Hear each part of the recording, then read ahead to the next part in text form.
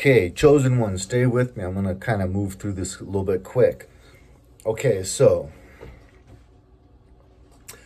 we're placed into families with godless, toxic, oftentimes toxic individuals for our own benefit because we are one of his chosen ones.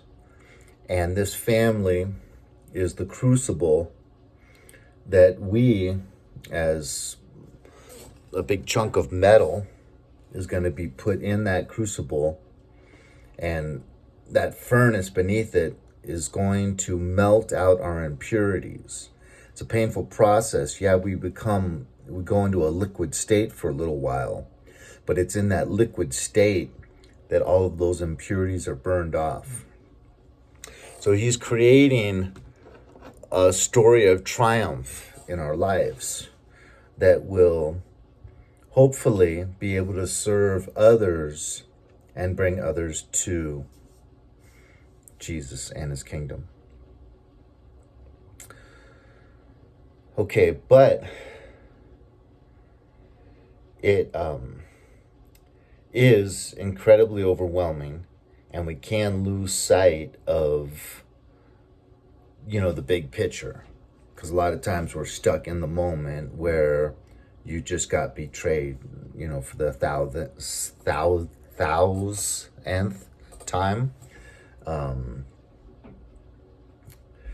But this is when that really pain in childhood really starts, that then he draws near to us, and we can start to hear that still small voice tell us things like we are loved, we are protected, tell us things about our path in life, where we're going, how we have been set apart. Just kind of speaks to your intuition and your heart.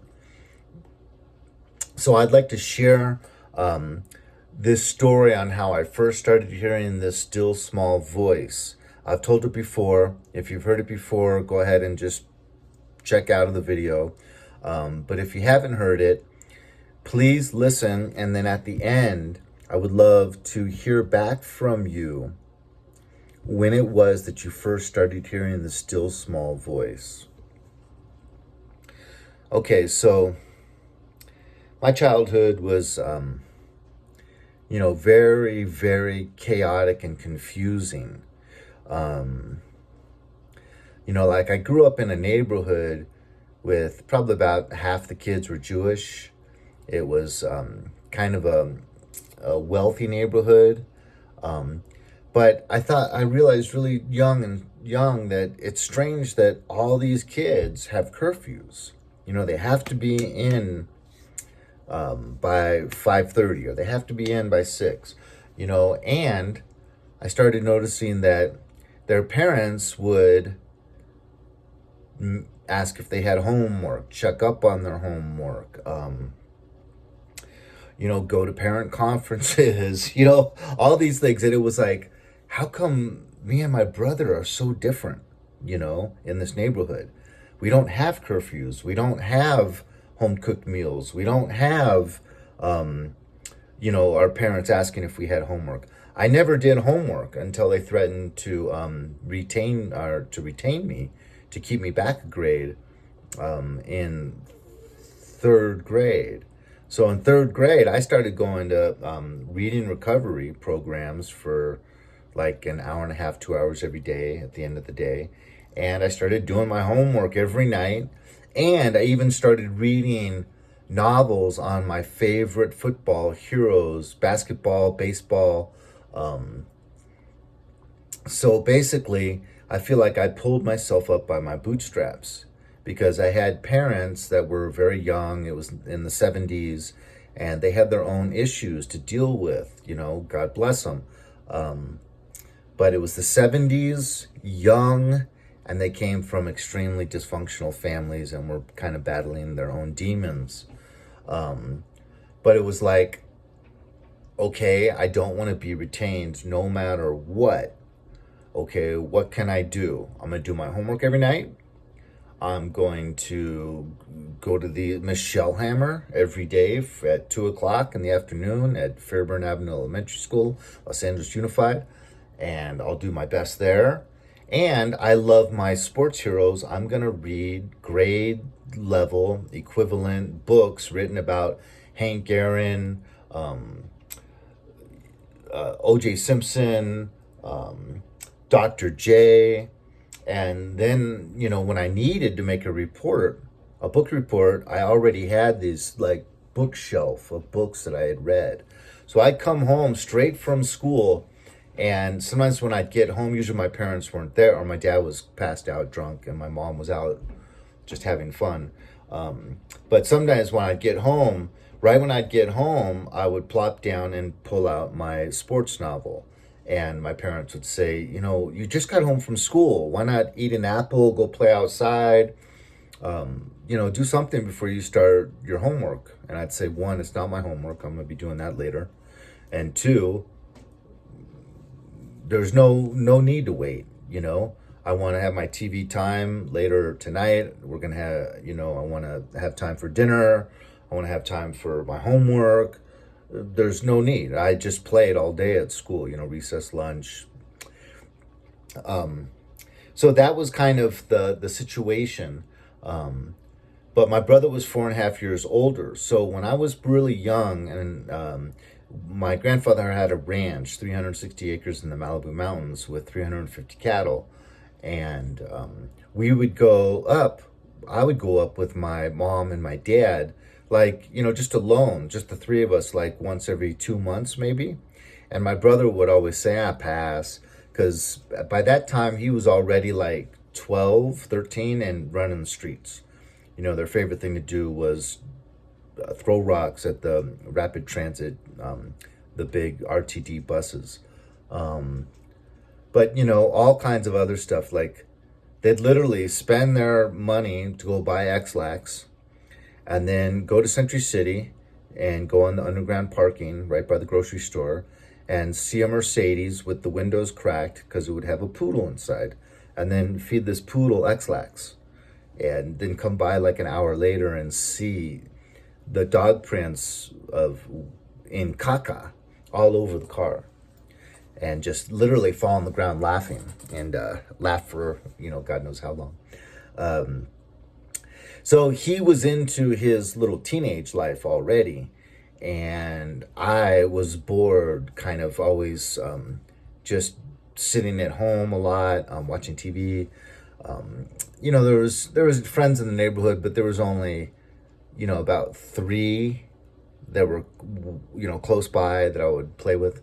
So it was just too much TV time. So when they would say, "Hey, it's Friday, we're gonna go to the ranch, do you want to go?" I would almost always say yes.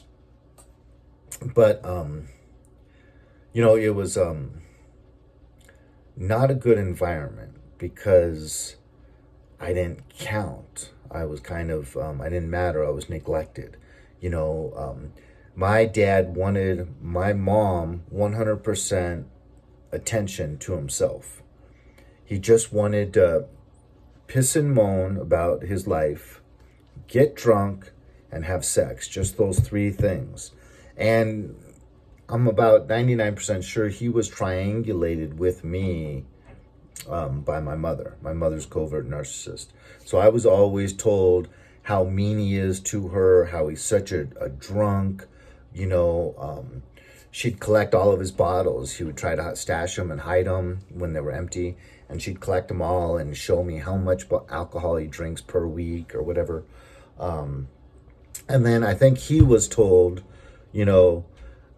Sheldon always pulls me aside and asks me, "Why are you a drunk? Why do you drink so much?"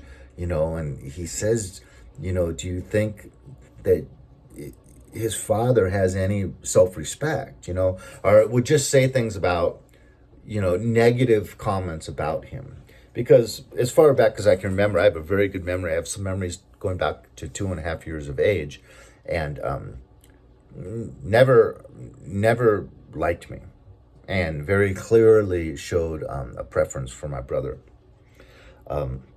But so I'd be going up there at like 8 years old, and I raised these chickens, Rhode Island red chickens, by myself. I named them all. I'd go spend like an hour a day kicking it with them. I knew their personalities and everything, and my dad made me have to be the one to chop off their heads. When Mark didn't feed them or care for them, I did all the care. These were my beloved pets, and to put me in emotional, psychological scars and pain, he made me take an axe and chop off all their heads. And I cried. I had nightmares because they would have no head and blood spurting out, and sometimes they'd start running or actually flying with no head. And if that wasn't bad things like that weren't happening, I was told, get out of the house 3 hours and don't you dare come back or I'm going to tan your hide. So I made you wear your watch for a reason. 3 hours. What time is it? It's 11:30. Okay, what time can you not come back before? 2:30. If you're here a minute, if you're here at 2:29, your ass is grass. I got your butt in a sling. Do you understand? Do you recognize this belt I have around my waist? I mean, really angry, aggressive when I was just being kicked out of the house for 3 hours. We're not in the city, we're up in the country.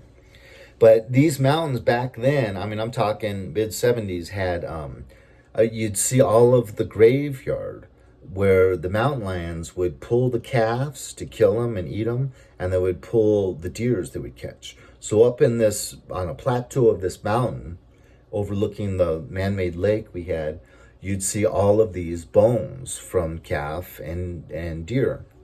And then down in the creek, there was a little creek, you'd see the mountain lion footprints down there. And then my dad was literally kind of like a cowboy on the ranch, roping and herding and branding these cattle, getting them ready to get picked up on the truck and be shipped out. And he had seen mountain lions himself when he was working on that horse. So there's no two ways about it. There was mountain lions there, and at 8 years old, I didn't have a weapon. So I'd be kicked out for 3 hours and scared because, there's all this proof of mountain lions being present.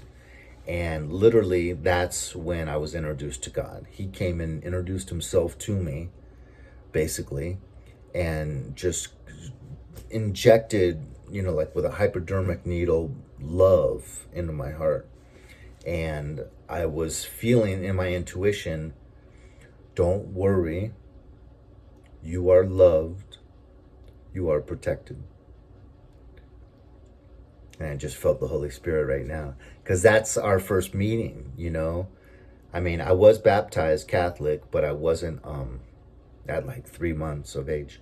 But I wasn't, we weren't church going. The only thing of religiosity was when we would be forced to go to a wedding or a funeral, or about once a week when my mom would make a family meal, a homemade dinner, my dad would say grace over it. So that was the only, so I didn't expect this.